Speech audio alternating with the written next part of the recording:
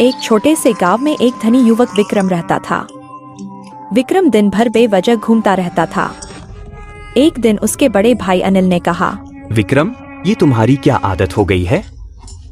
दिन भर यूं ही आवारा घूमते रहते हो। मैं तो बस थोड़ा सा घूमता हूँ भैया।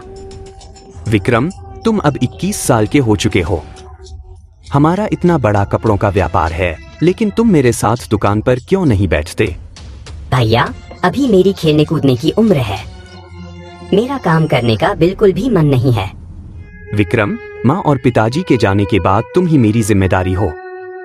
मैं नहीं चाहता कि तुम यूं ही आवारा घूमते रहो। कल को तुम्हारा विवाह भी करना है। तो भैया, सीधे सीधे क्यों नहीं कहते कि माँ और पिताजी के जाने के बाद मैं आपको बोझ लगने लगा हूँ? विक्रम, अपनी जुबान को लगाम दो। तुम अपने बड़े से कैसे बात करते हैं, ये भी भूल गए हो? विक्रम ने अनिल की बात को नजरअंदाज करके गुस्से में घर छोड़ दिया। तभी अनिल की पत्नी सुमन आकर बोली, विक्रम अब बड़ा हो चुका है, आपको उसे इस तरह डांटना शोभा नहीं देता। सुमन, मैंने जो किया वो सही किया। अगर आज मैं उसे नहीं रोकता तो कल वो और भी बेपरवाह हो जाता। एक बड़े भाई का फर्ज होता है कि वो अपने छोटे भाई को सही राह दिखाए। गुस्से में विक्रम ने घर को छोड़कर एक दूर गांव का रास्ता पकड़ा। वह थकाहारा, भूखा प्यासा गांव की सीमा पर एक झोपड़ी के सामने बैठकर रोने लगा। उसे नहीं पता था कि उस झोपड़ी में गोपाल नाम का एक और युवक रहता था, जो उम्र में उसके बराबर था। गोपाल ने बाहर आकर पूछा, कौन हो तुम? और मेरी झोपड़ी के बाहर क्यों रो रहे हो? मेरा नाम विक्रम है।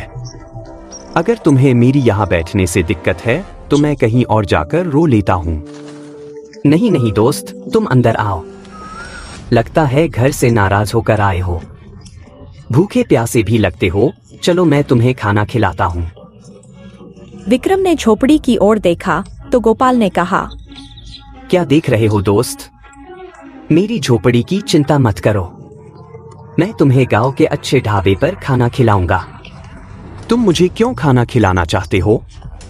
मैं तो तुम्हें जानता भी नहीं, और नहीं तुम मुझे जानते हो। दोस्ती और इंसानियत का रिश्ता सबसे बड़ा होता है दोस्त।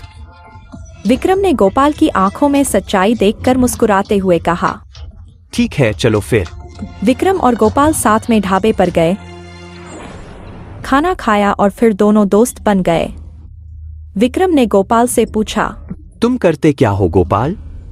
कुछ नहीं दोस्त, जो भी छोटा मोटा काम मिल जाए कर लेता हूँ। मुझे देखकर लगता है कि तुम कोई चोरी करते हो। नहीं भाई, मैं छोटा मोटा काम करता हूँ, मजदूरी। क्या मैं भी तुम्हारे साथ मजदूरी कर सकता हूँ? तुम्हारे कपड़ों से लगता है कि तुम अमीर घर से हो। तुम्हारे हाथों को देखकर लगता है कि तुमने कभी कोई मेहनत नहीं की। भैया ने मुझे ताना मारता रहता था कि मैं काम नहीं कर सकता। अब मैं दिखाऊंगा कि मैं भी मेहनत कर सकता हूँ। उस दिन के बाद विक्रम और गोपाल साथ मजदूरी करने लगे। कुछ दिनों में वे गहरे दोस्त बन गए, लेकिन विक्रम कभी कभी उदास हो जाता था।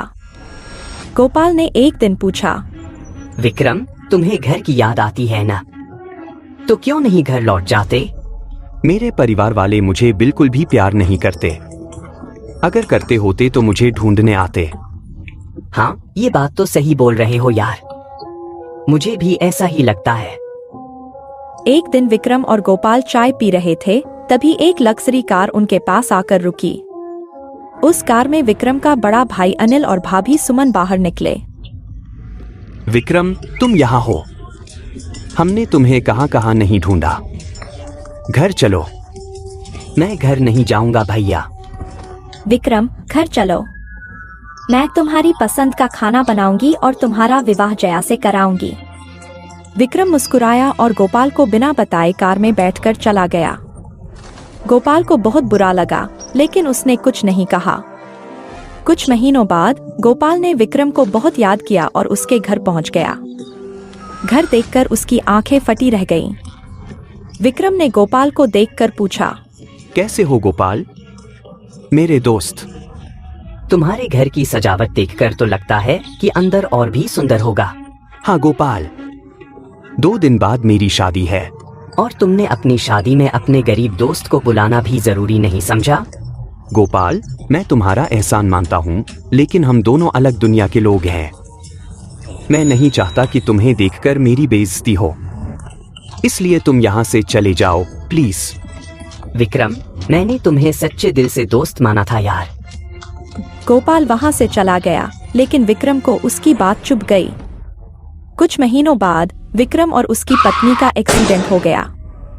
गोपाल ने विक्रम की जान बचाने के लिए अपनी किडनी दान कर दी, लेकिन विक्रम को गोपाल का यह बलिदान समझ नहीं आया और उसने उसे पैसे देने की पेशकश की।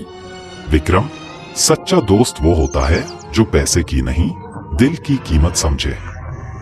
गोपाल ने तुम्हें सच्चा दोस्त माना था। विक्रम फूट फूट कर रोने लगा और गोपाल को ढूंढने निकला, लेकिन गोपाल कहीं नहीं मिला। गोपाल विक्रम को सच्ची दोस्ती का मतलब सिखा के गया।